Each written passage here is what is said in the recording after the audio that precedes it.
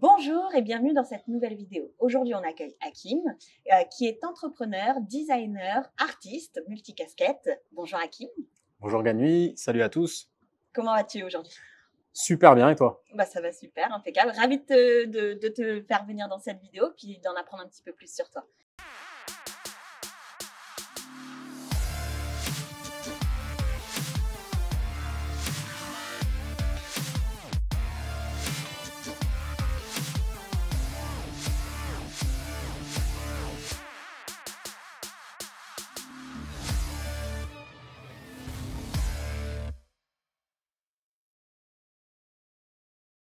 Bah, ce que je te propose pour commencer, c'est tout simplement que tu te présentes toi-même, que tu nous expliques quel est ton parcours. Alors, je m'appelle Hakim Idriss, je suis, comme tu l'as dit, artiste. Donc moi, j'ai une passion depuis toujours pour la peinture, pour le dessin. Alors, j'ai commencé dans le graffiti, donc parfois, on est tenté de me présenter comme graffeur, mais actuellement, c'est un peu plus que ça, même si j'ai toujours cette passion pour le graffiti. Et d'ailleurs, t'as pas totalement tort parce que c'est un élément qui a été hyper important dans mon parcours et j'ai construit mon activité commerciale autour de ça. Donc, on va dire qu'on n'est pas si loin du compte. Donc oui, artiste, je dirais passionné de peinture, de création artistique, et j'ai aussi une casquette de designer, on va appeler ça designer pour faire large. J'ai une expérience de directeur artistique dans la publicité. Donc j'ai fait ça quelques années chez Havas, mais ça m'a vite saoulé. Enfin, ça m'a saoulé un moment. Et donc j'ai construit petit à petit toute une activité commerciale autour de la partie pratique artistique. Et donc je me suis mis à vendre et je vends encore des prestations artistiques pour les marques et les sociétés.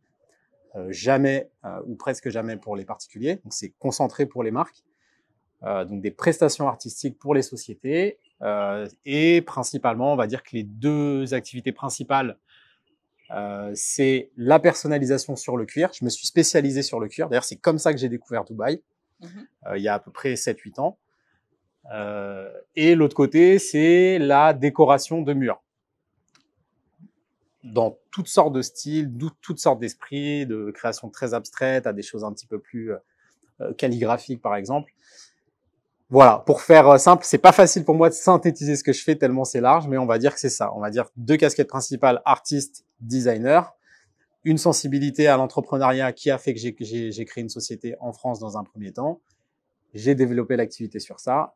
Et donc, on va dire que mes compétences de designer et d'expérience en publicité et en agence m'a permis aussi de mettre au service ces compétences-là sur ma pratique artistique.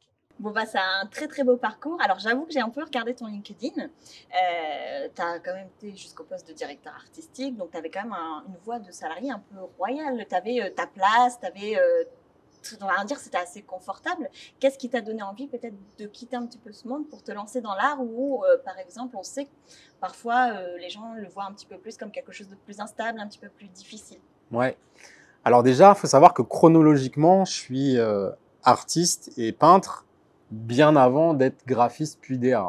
On va dire que la passion, parce que c'est quand même ce qui m'anime au départ, elle est là.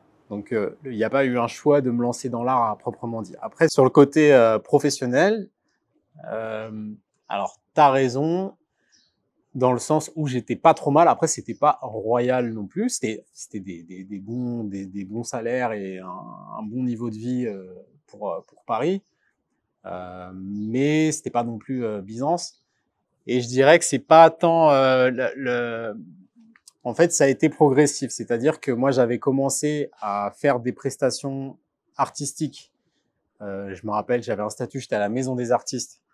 Donc, j'avais commencé à faire des projets facturés, des décorations pour les restaurants, des choses comme ça. Donc, je faisais déjà des prestations pour les marques, pour les sociétés, des choses comme ça, en parallèle de mon activité de salarié.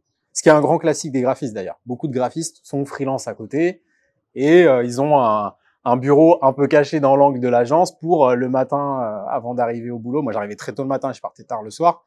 Donc, je faisais déjà mes trucs à côté. Et donc, si tu veux, j'avais déjà un peu le double flux, tu vois, de financier, quoi. Ce qui d'ailleurs faisait que j'étais encore mieux en vrai. Mais je bossais quand même beaucoup. en fait, le glissement, il a été plutôt psychologique. Alors, ce qui est finalement un truc hyper à la mode actuellement, de dire, ouais, je me retrouvais pas dans mon métro boulot dodo, machin. C'est vrai. Moi, c'est ce que j'ai vécu. Donc, il y a maintenant une dizaine d'années, un peu moins. Et donc, si tu veux, c'était plutôt le sens, quoi. C'est-à-dire que je m'y retrouvais pas. C'était pas mon truc. Je voyais bien que la pub, c'était pas mon truc. Je me sentais pas bien là-dedans. Et puis, je voyais que je commençais à avoir un petit peu plus de boulot. Et donc, je me suis dit, d'ailleurs, je me rappelle que c'était au pire moment, puisque j'allais avoir ma fille. Bah, du coup, c'est facile à dater, puisqu'elle a 10 ans. Donc, c'était il y a 10 ans. Et donc, c'est à ce moment-là où je décide de démissionner. Donc, même pas rupture conventionnelle, rien.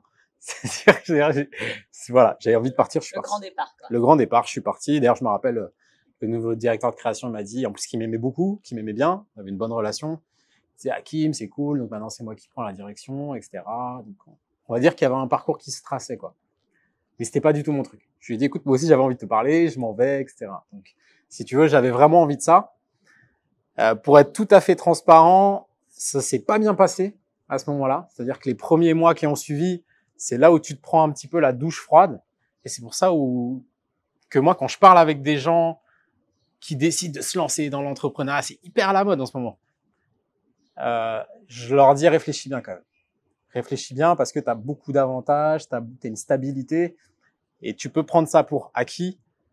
À partir du moment où tu te lances à ton compte, c'est pas exactement comme ça que ça se passe, surtout quand tu as des enfants. C'est-à-dire que c'est aussi une problématique différente. Et je pense que c'est aussi quelque chose qui fait que mon profil est peut-être particulier par rapport à d'autres sons de cloche qu'on entend sur les installations à Dubaï. C'est que moi, je suis avec ma famille. Je suis avec ma femme, je suis avec mes 2 enfants. C'est pas un enfant, c'est 2 enfants. Donc, tu as des responsabilités quand même assez différentes.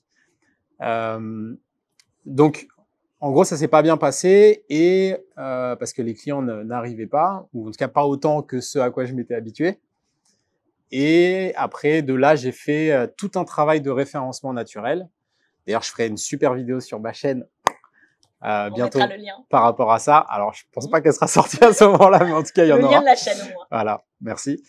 Et j'ai fait un super travail sur le référencement naturel. C'est-à-dire que j'ai vraiment fait ce qu'il fallait pour positionner mon activité, les services que je propose sur le référencement naturel de Google. Et j'étais tellement bien là-dedans que je pouvais même orienter ce que je voulais faire et les clients sont arrivés et des grosses marques sont arrivées.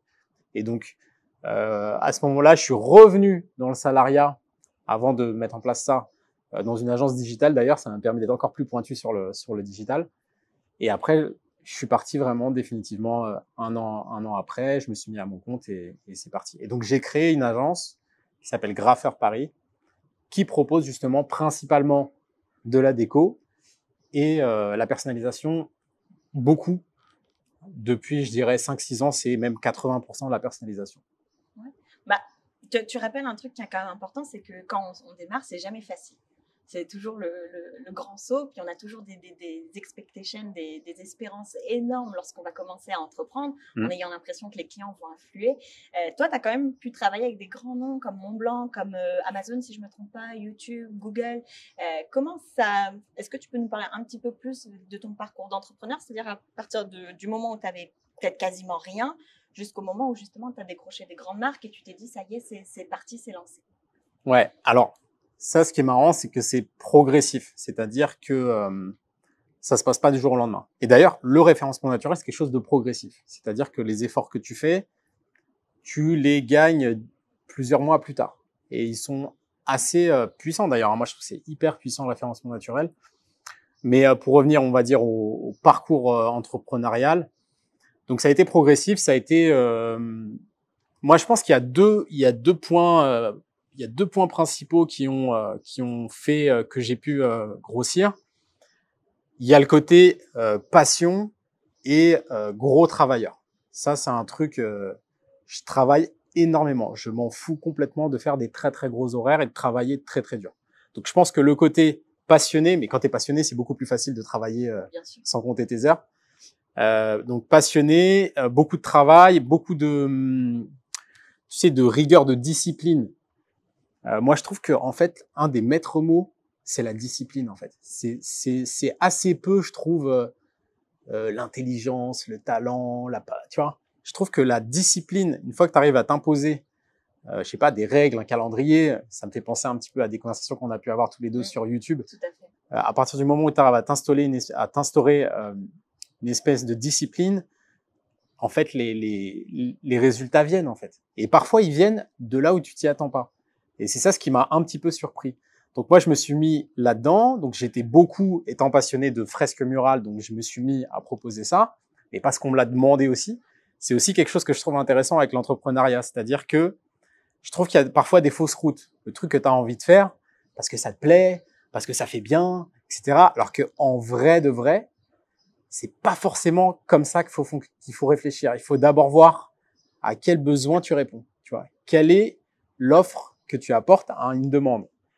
Et donc déjà, à partir du moment où tu as compris quelle est cette demande, quel est le profil de ton client et comment tu peux y répondre de la meilleure manière, bah déjà, tu as fait une grande partie du boulot. Et donc du coup, moi, la passion a fait que j'ai multiplié les projets, que je suis très rigoureux, que je m'en sors quand même pas trop mal avec un pinceau. Et donc, du coup, les premiers projets ont commencé à arriver. Et donc, qu'est-ce que j'ai fait? J'ai fait du contenu. J'ai fait du contenu sur mon site. Et ce contenu, j'ai fait en sorte qu'il soit bien référencé. Et c'est pour ça aussi que YouTube m'intéresse beaucoup ces derniers temps. Parce qu'il y a un SEO YouTube. Il y a une mécanique assez proche de ce qu'est le référencement sur Google. Et moi, je pense que c'est ce que je te disais tout à l'heure. Je pense que c'est le nouveau Google en vrai. C'est-à-dire que avant, on cherchait un blog pour savoir faire comment faire ça. Je pense que à partir de maintenant et encore plus dans les années qui vont venir, ça va être sur YouTube. C'est-à-dire, tu vois, je me rappelle à mon mariage, quand je me suis marié, je savais pas faire un nœud de cravate. J'avais été sur YouTube pour voir faire comment un nœud de cravate, tu vois. Et je pense que c'est quelque chose de normal actuellement, tu vois. Et donc bref, donc j'ai progressé un petit peu là-dedans. Donc j'ai pu avoir des références qui n'étaient pas des références extraordinaires, mais j'ai pu multiplier les projets. Donc, tu multiplies tes projets, tu fais le bon travail de contenu par rapport à ces projets-là et tu publies des choses de qualité. Ça se référence, des gens arrivent chez toi et après, toi, tu analyses ça parce que ce qui est bien, c'est qu'on a des datas, on a les Google Analytics, on a toutes sortes de choses. YouTube, d'ailleurs, propose énormément de data, je trouve, qui permettent d'optimiser les choses. Et donc, j'ai compris ça et si tu veux, c'est assez fort ce qui se passe parce que en fait, tu as les grandes marques qui viennent taper à ta porte, mais normal, tu vois. C'est-à-dire que le nouveau bouche à oreille, c'est Google, en fait. C'est Internet. C'est-à-dire que ce soit le vendeur de fromage dans sa cave ou que ce soit la multinationale qui a un événement et qui veut tel truc, et ben en fait, les deux vont aller sur Google, ils vont taper des mots-clés que tu peux, toi, anticiper. Et si tu fais le bon travail et que tu fais même un meilleur travail que ceux qui sont en face de toi, c'est chez toi que ça vient. Bien sûr. Et c'est même d'autant plus puissant qu'il y a un rapport à la quantité. C'est-à-dire qu'il y a une proportionnelle entre le contenu que tu auras. Et parfois, je suis même impressionné parce que parfois, je me demande même dans quelle mesure, après, j'exagérerai pas, mais la qualité est si importante que ça, dans certains cas. Des fois, j'ai l'impression que le volume, je pense que ça va disparaître parce que maintenant, il y a tellement de monde. En plus, maintenant, il y a les intelligences artificielles qui font du contenu plus ou moins qualitatif en fonction de qui est derrière, qui les utilise, je dirais. Mais on va dire qu'il y a vraiment un truc sur la qualité, enfin la balance entre la qualité et la quantité de ton contenu, et en fait l'audience que tu vas capter grâce à ce contenu-là. Et donc du coup, si tu veux, ça, moi je l'ai compris. Et ce qui est super drôle, c'est que tu as des marques qui débarquent. Alors la première pour la personnalisation, parce que pour moi la personnalisation, j'en faisais même pas. C'est-à-dire que moi je faisais des fresques, tu vois, j'avais même pas conscience de ce truc-là. Et donc, tu as une agence qui me contacte, qui me dit, voilà, il y a un lancement d'une collection pour une marque qui s'appelle Montblanc. On a besoin d'un artiste qui vient personnaliser des produits pendant l'événement, etc. Est-ce que c'est possible, etc. Moi, évidemment que je dis oui. Et après, je me renseigne sur comment ça se passe, comment on fait, etc. Il y a eu tout un travail de test pour avoir les bons produits adaptés. L'entreprise aussi s'est rendu compte qu'il parlait pas juste à un tagueur ou à un simple graffeur. Alors, je mets des guillemets, mais pour moi, c'est pas forcément péjoratif, hein, mais c'est-à-dire qu'il y a quand même une mauvaise image globalement autour du mot tag, graphe, etc. Et puis moi, la France est déjà un pays de stéréotypes, j'ai pas envie non plus d'aller là-dedans. Mais en tout cas, il y avait un vrai travail de qualité, très sérieux. Et donc ça s'est très très bien passé. Je leur ai vendu beaucoup de choses d'ailleurs pour cet événement, même des choses pour habiller les murs, un photocall peint à la main, etc. Tout ça est sur ma chaîne YouTube. Et si tu veux, là, j'ai vu qu'il y avait une nouvelle porte qui s'ouvrait. Il y avait un besoin qui était là et qui était intéressant, qui n'était pas compliqué à mettre en place, qui était lié à des qualités que j'avais.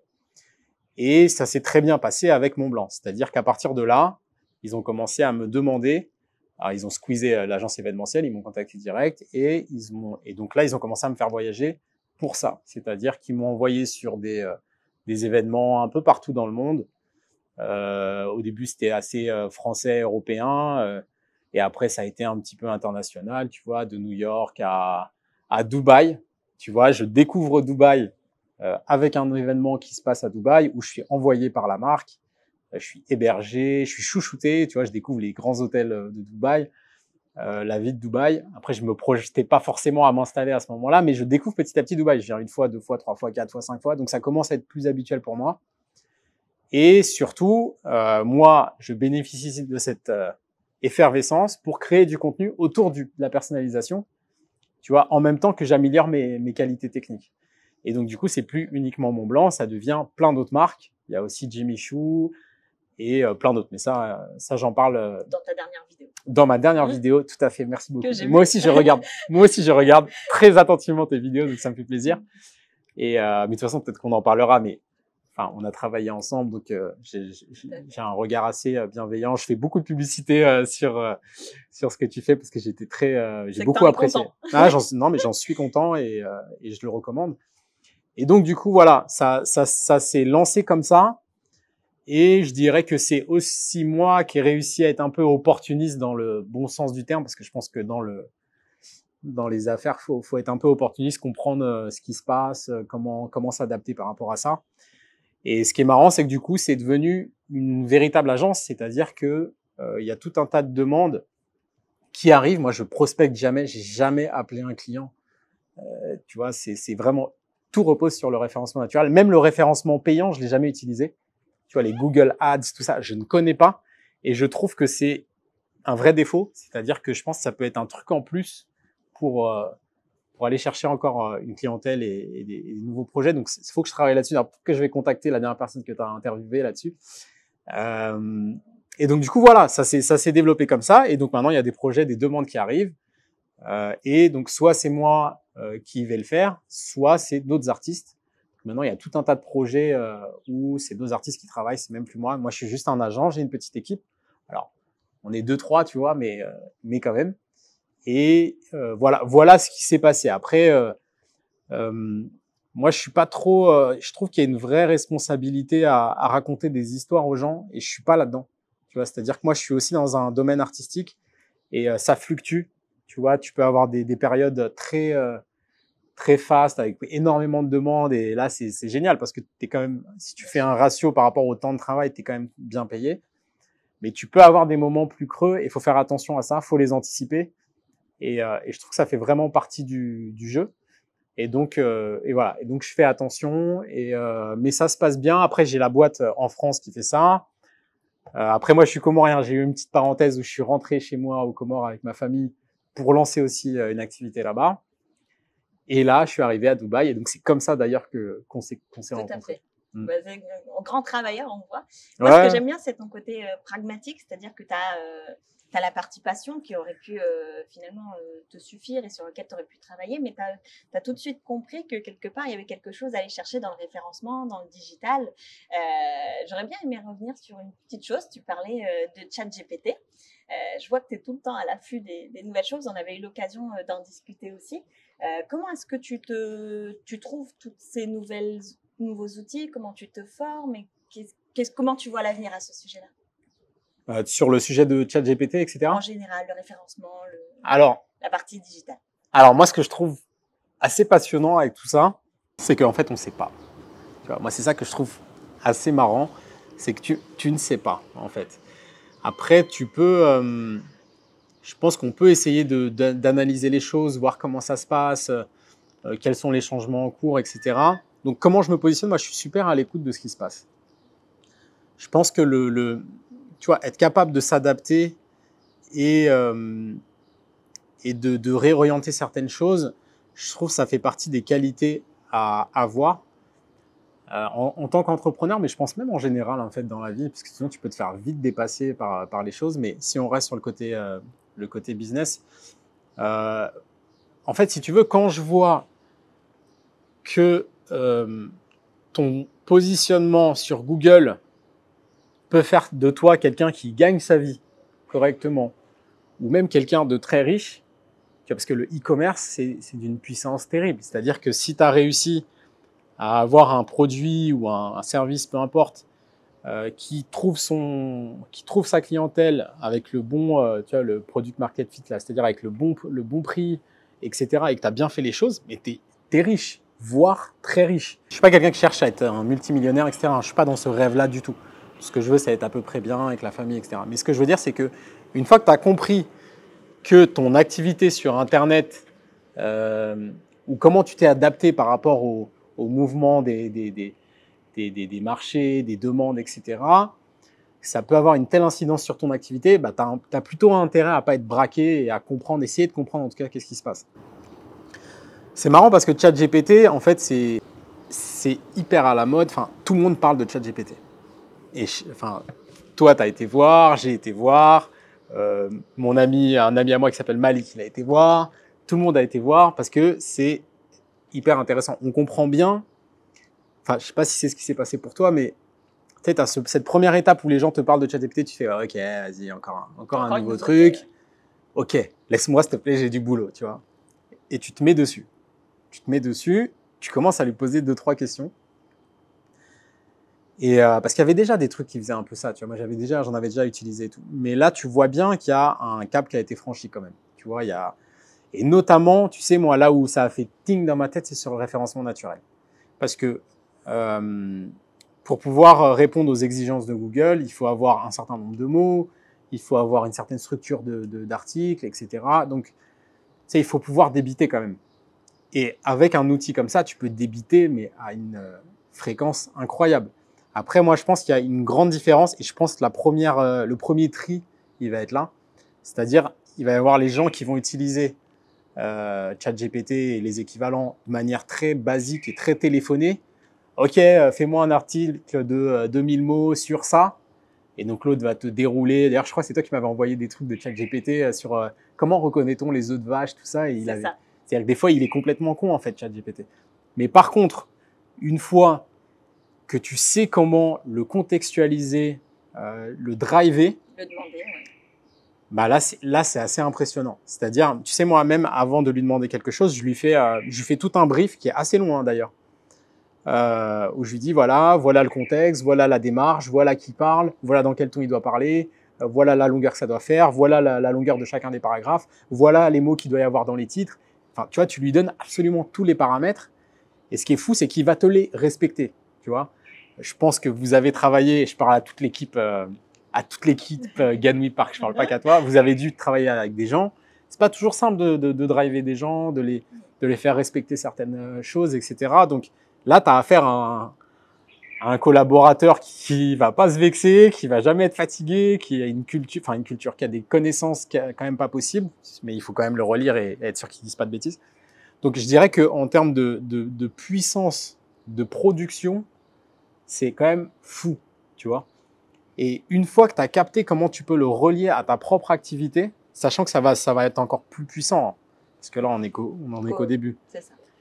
Bah là, tu comprends qu'il se passe quelque chose, tu vois. Après, ce qui est marrant, c'est que là, on est dans la période où on ne sait pas trop, tu vois, qui va se positionner le mieux, comment, etc.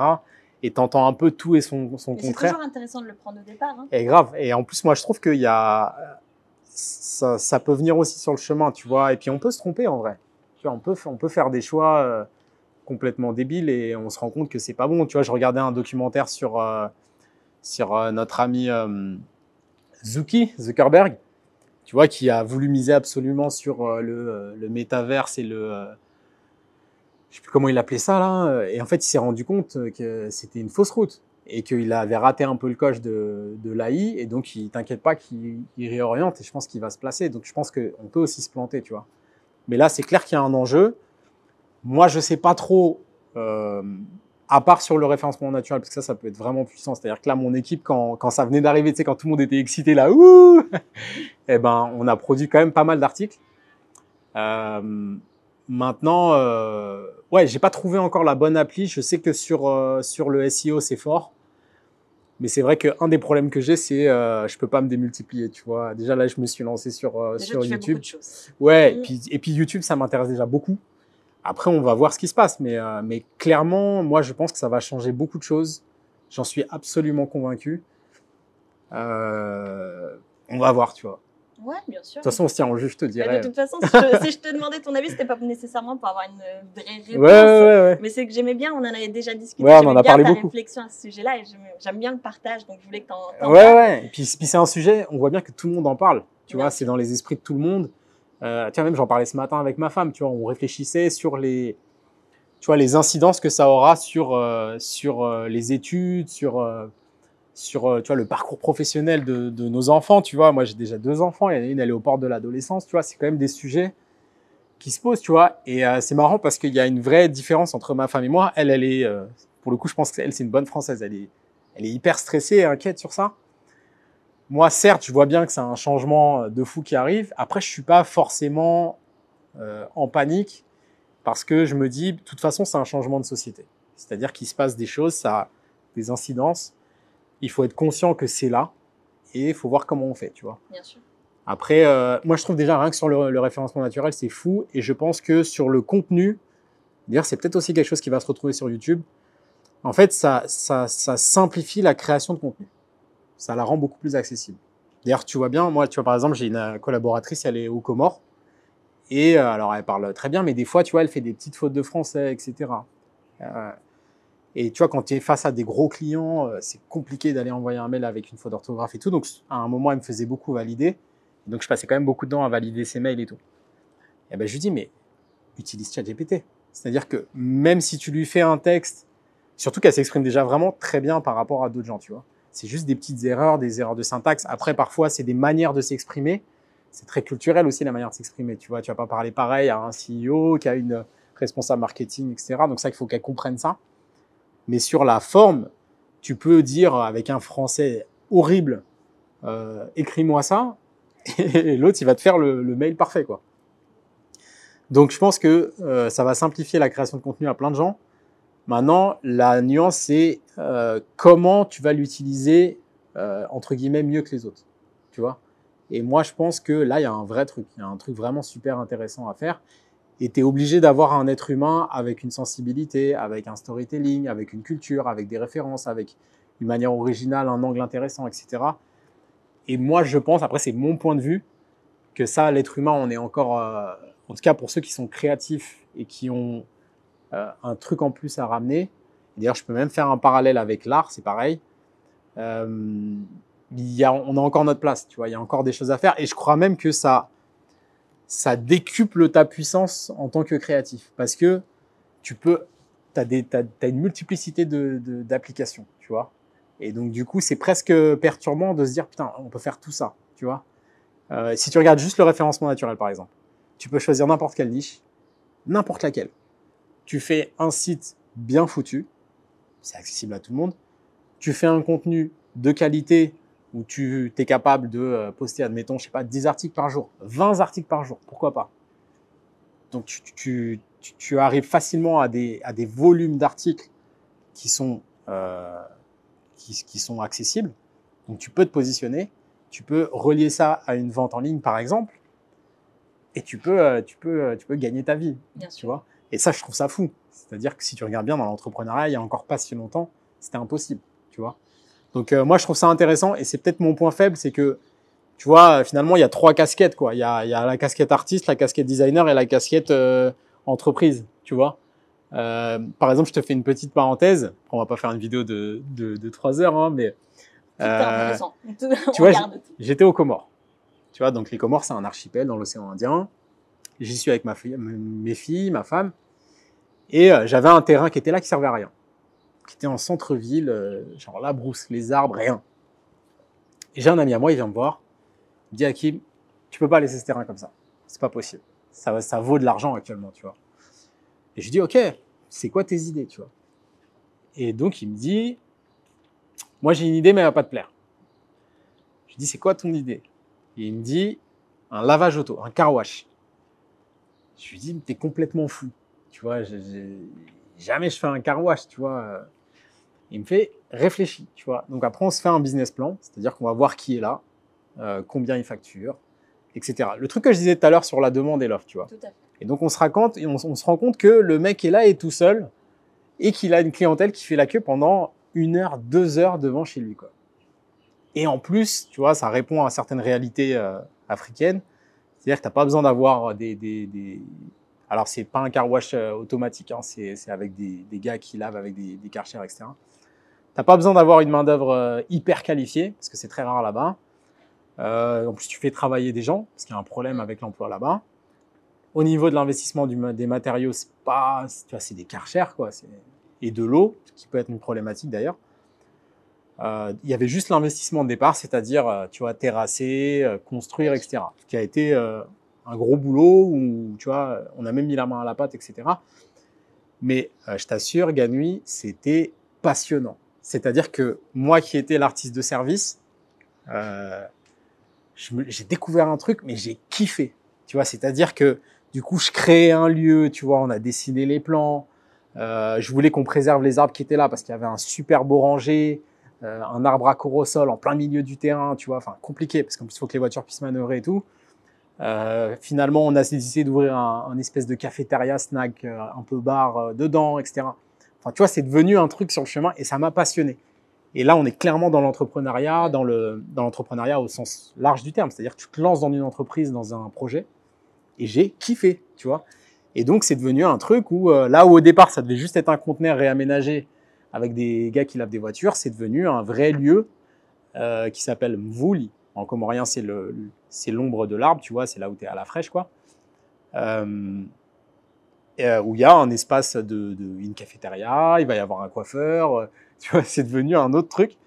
Même commercialement parlant, tu vois, ça me fait quand même quelque chose qui rentre tous les mois, etc. Et j'ai adoré ça, tu vois. Donc en fait, moi, je suis vachement dans ça aussi. C'est-à-dire que je suis vachement à l'écoute aussi de ce qui se passe, de qu'est-ce qu'on peut faire, etc. Et je trouve que ça peut être super passionnant.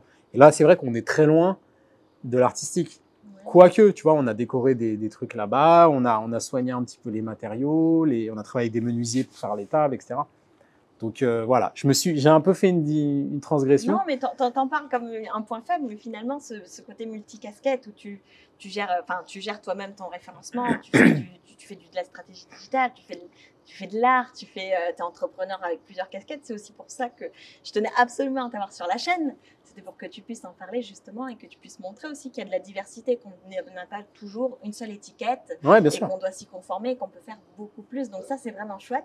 Je voudrais revenir sur une petite chose, et ça sera peut-être notre conclusion, c'est que tu parles beaucoup de ta famille, et toi, tu as fait le choix de venir à Dubaï. Moi, j'ai pas mal de personnes sur ma chaîne qui sont abonnées parce que justement, ils ont envie d'entreprendre ou ils ont envie de s'installer aux Émirats. Est-ce que tu peux nous en dire un tout petit peu plus sur tes motivations à venir ici? Comment ça s'est passé avec ta famille? Comment ils ont pris le fait de s'installer? Est-ce qu'ils se sont bien adaptés facilement? Ouais. Alors déjà, moi, qu'est-ce qui m'a fait venir ici? En toute honnêteté, c'est pas la Dubai Life. Tu vois, enfin, quand je dis la Dubai Life, c'est-à-dire c'est pas le rêve, tu vois, les cocotiers, la fête, etc. C'était déjà, je venais ici depuis quelques temps, donc je connaissais. Tu vois, j'étais pas en découverte. Et d'ailleurs, moi, je pense que ce serait le premier conseil, c'est que je pense qu'il faut venir déjà. Il faut venir et pas forcément venir et se balader juste à la marina et tout ça. Enfin, c'est vraiment essayer d'être en contact avec, on va dire, Dubaï dans sa diversité et tout ce que c'est que Dubaï et de vivre à Dubaï. Tu vois, par exemple, on reçoit un petit peu de la famille qui vient nous voir là en ce moment. Et du coup, ils sont surpris de voir des carrefours, des machins. Enfin, tu vois, parfois, il y a tout ce qu'on voit pas à la télé. Voilà, c'est pas très cohérent avec l'image très stéréotypée, parce que la France, je trouve, elle a un stéréotype monstrueux sur Dubaï, tu vois, c'est quand même particulier, et pas toujours d'ailleurs positif. Donc, on va dire qu'en termes de motivation, moi, c'était très professionnel. C'est-à-dire que, tu vois, l'année d'avant, nous, on s'est installé l'année dernière. L'année d'avant, donc comme les Comores, c'est quand même un tout petit pays, j'étais obligé de voyager pour faire mes projets et donc je revenais à la maison, etc. Donc j'étais souvent en déplacement, donc je voyais pas beaucoup mes enfants et ma femme, donc c'était un vrai problème pour moi. Donc, comme l'année d'avant, j'ai passé 6 mois, mais vraiment, véritablement 6 mois à Dubaï pour des projets, donc j'étais tout le temps à l'hôtel.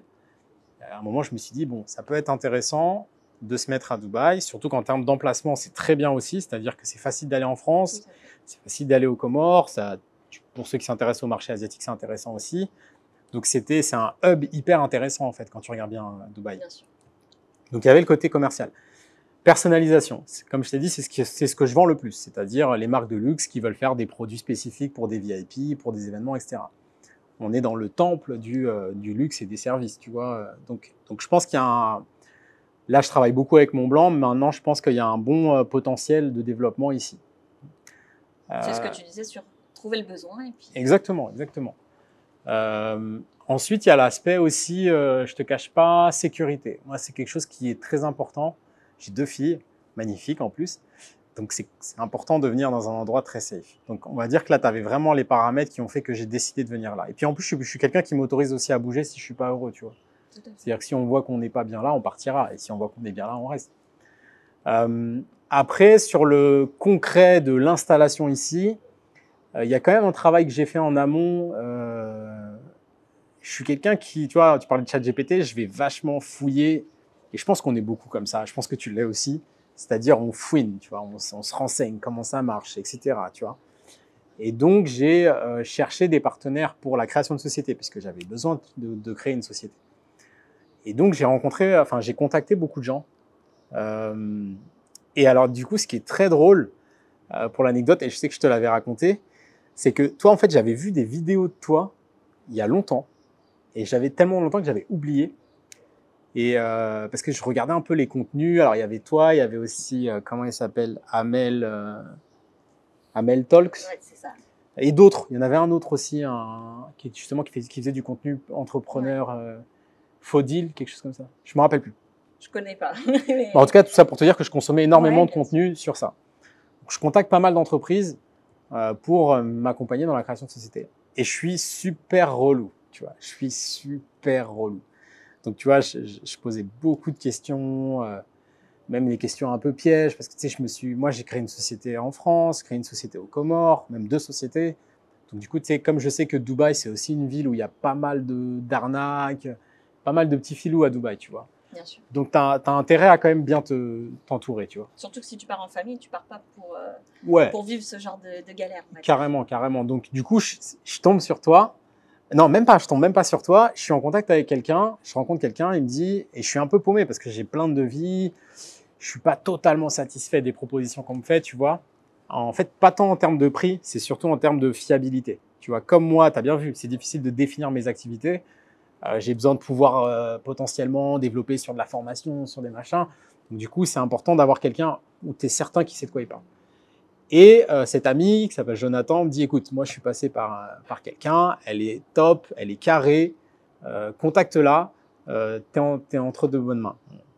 Moi, j'allais pas suivre mécaniquement, hein, tu vois. Donc, du coup, c'est là où je t'ai contacté. On a fait un appel, on s'est rencontrés. Non, c'est pas un interrogatoire, mais je veux dire, ce qui m'a beaucoup agréablement surpris, c'est que, en fait, je t'ai posé plein de questions, dont certaines, pour moi, c'était des questions pièges.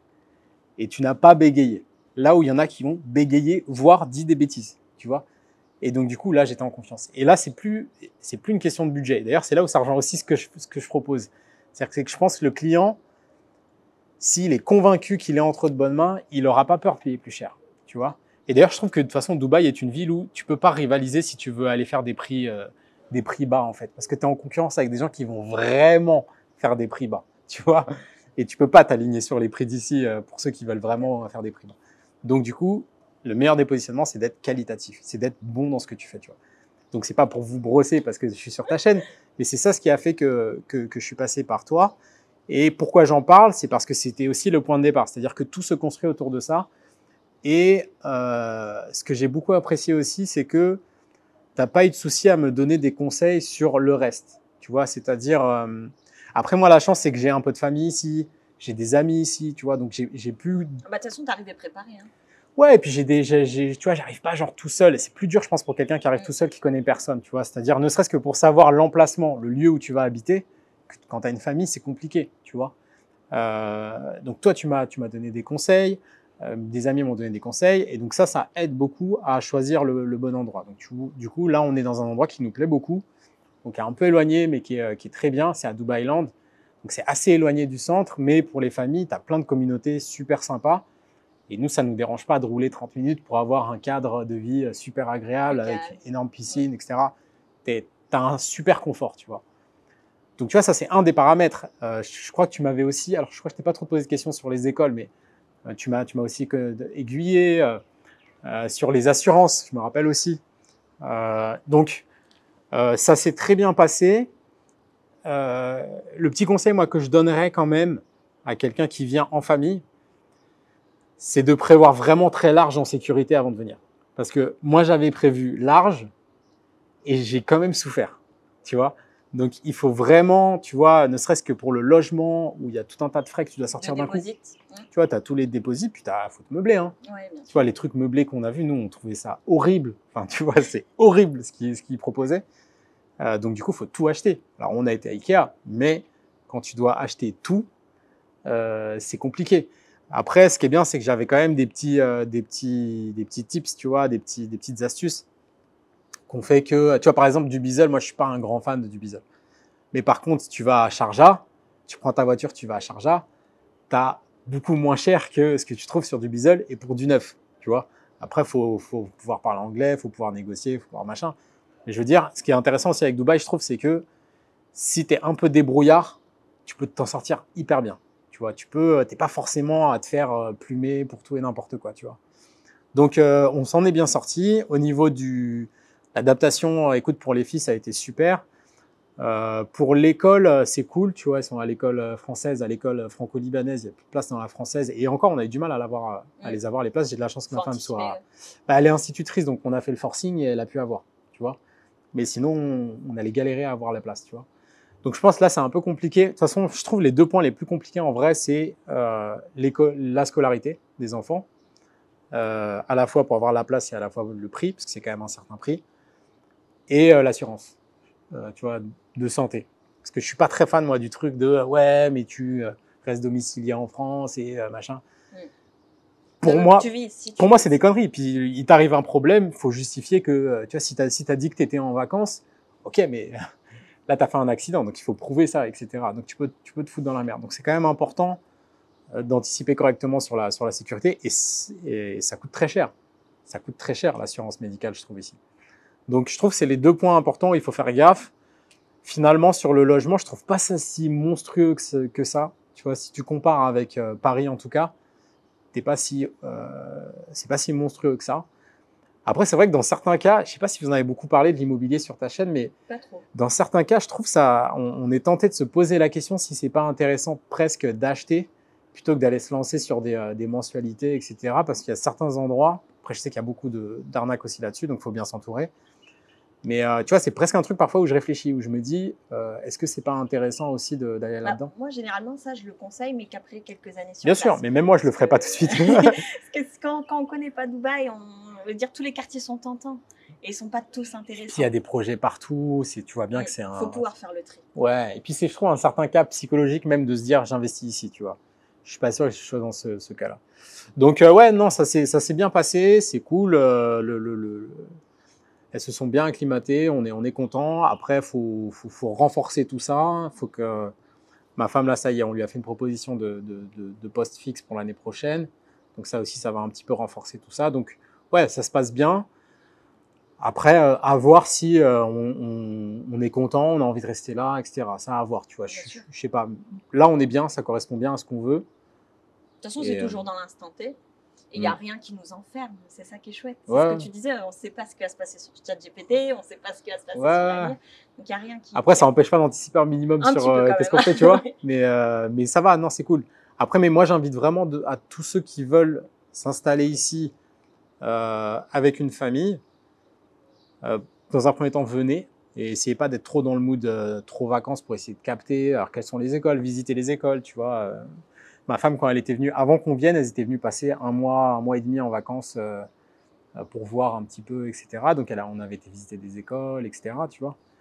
Donc, venez voir et vraiment, faut prévoir une petite sécurité. Et je trouve aussi quand même, pour pas faire non plus le tableau parfait de la vie, parce que de toute façon, c'est parfait nulle part. Je trouve que pour ceux qui veulent être salariés, parce que c'est pas simple d'être entrepreneur, mais c'est pas si simple non plus d'être salarié ici, parce que celui qui t'emploie, il tient ton visa entre ses mains, il tient ta sécurité médicale, enfin ton assurance médicale. Les salaires, moi je trouve qu'ils sont pas si tu n'as pas des compétences très très hautes ou que si tu t'es pas bien placé, tu n'as pas un bon poste, ça peut être très touchy. Moi, j'ai entendu des salaires qui m'ont surpris, tu vois, pour Dubaï. Donc, je pense qu'il faut être un minimum garanti. Soit tu te prévois une bonne marge, 2-3 mois, voire plus, où tu es safe. D'ailleurs, tu as fait une vidéo là-dessus. En général, je dis 6 mois. Ouais, mais tu as fait une vidéo là-dessus Ouais, où même tu donnais un budget et tout, et je trouvais que c'était plutôt réaliste. Donc, il faut prévoir plus si tu as des enfants. Et voilà, et d'être bien sécure, quoi. Tu vois, moi, c'est ça que je dirais. Après, tu vois, il y a toujours moyen de bouger si ça se passe pas bien. Et après, c'est les aléas de la vie, de l'installation aussi. Le Ouais. parcours d'une personne, ça reflète pas forcément Ouais, bien le sûr. parcours de tous, mais en tout cas, c'est pas mal parce que je crois que tu es la première personne que j'invite qui a une famille avec des enfants. Et Ouais. c'est un bon retour sur ce sujet-là. Après, pour les enfants, c'est cool. Tu vois, il fait beau toute l'année. Enfin, quand il fait trop chaud, c'est compliqué, mais il y a toujours des trucs à faire. Il y a pas mal de choses à faire. Voilà. Ouais. Après, j'aurais peut-être des trucs à dire, mais on va pas faire une vidéo trop longue. Mais c'est intéressant. On t'invitera. C'est intéressant. Moi, je trouve, pour une famille, ça peut être sympa aussi. Bah, en tout cas, c'est une super masse d'informations. Je pense qu'on aura l'occasion peut-être de te réinviter encore sur la chaîne. Est-ce que peut-être pour finir, est-ce que tu aurais un petit mot de la fin à adresser à des personnes soit qui voudraient s'installer, soit qui voudraient entreprendre, que tu aurais pu inspirer dans cette vidéo? Alors, les conseils, je les ai un peu déjà abordés. Je vois pas ce que je pourrais relancer au risque. J'en aurais, mais ça relancerait la conversation. Non, pour boucler un petit peu cet échange, déjà merci à toi de m'avoir invité, c'est cool, ça fait plaisir. Je pense que le conseil que je donnerais ultime, et c'est mon mot de la fin, c'est, et ça concerne pas que Dubaï en vrai, mais c'est particulièrement important à Dubaï, entourez-vous. Tu vois, c'est-à-dire qu'il faut bien s'entourer. Et je parle pas que de vous, on n'est pas que sur un truc commercial. C'est vraiment s'entourer au sens large du terme, tu vois. Même, tu vois, nous, on s'est entouré avec des amis, des familles qui sont là, et donc qui ont aussi leur expérience, qui ont des conseils, etc. Je trouve que c'est très important de bénéficier de l'éclairage de ceux qui ont un petit peu d'expérience. Faut pas hésiter à rentrer en contact les uns avec les autres, tu vois. Moi, je pense que je vais contacter celui que tu avais interviewé juste avant pour avoir, pourquoi pas, des infos sur Google Ads, etc. J'hésiterai pas à te contacter si j'ai des petites questions, des choses comme ça. Tu sais que tu peux compter sur moi. Faut pas hésiter à me contacter aussi, tu vois. Moi, avec la chaîne que j'ai fait sur tout ce qui est artistique, je reçois, tu sais, je suis surpris, j'ai peu d'abonnés, mais déjà des messages pour des conseils, des choses comme ça. Moi, je pense qu'il faut pas qu'on hésite à échanger, en fait. Et c'est ça que je trouve cool aussi. Et cette vidéo, c'est un peu l'illustration de ce que je vais dire. C'est-à-dire que ça se cantonne pas à juste, voilà, tu m'as fait un devis, je t'ai payé, ah merci. Non, on est aussi en train de vivre une expérience ici. On a une expérience commune de la France, de ce qu'on a vécu, etc. Et donc du coup, je pense que c'est aussi un des avantages de vivre ici, c'est-à-dire qu'on est presque tous des expats. Et donc du coup, tu vois, on est tous ensemble en vrai, tu vois. Et ça fonctionne aussi comme ça, Dubaï. C'est-à-dire que c'est beaucoup du réseau, des connexions, des gens qui vont t'aider, etc. Et donc, du coup, moi, c'est ça ce que je dirais. C'est-à-dire rentrer un petit peu dans ce cercle-là, s'entourer. Et ça peut être un bon point de départ de passer par toi. Bah, c'est génial. Bah, merci beaucoup, en tout cas, d'être venu sur cette chaîne. C'est génial parce que ça reflète vraiment cette interview et j'en suis ravie parce que ça reflète tout ce qu'on veut donner sur cette chaîne, c'est-à-dire le partage d'infos, le partage d'expériences. Et je pense que c'est aussi important, au-delà du partage, aussi de savoir donner de la force. Et donc, je mettrai tous tes liens de ton YouTube. Surtout le YouTube, parce que là, c'est compliqué, là. Je vais tout mettre en commentaire de cette vidéo et vraiment aller donner de la force parce que ton expérience, elle est géniale. C'est cool. Et pour les peu de vidéos que j'ai vues qui arrivent et puis les prochaines vidéos, je suis et c'est vraiment qualitatif. Merci beaucoup. Donc un grand merci. Je vous souhaite à vous le meilleur et puis si vous avez des petites questions, vous n'hésitez pas à le joindre. À bientôt.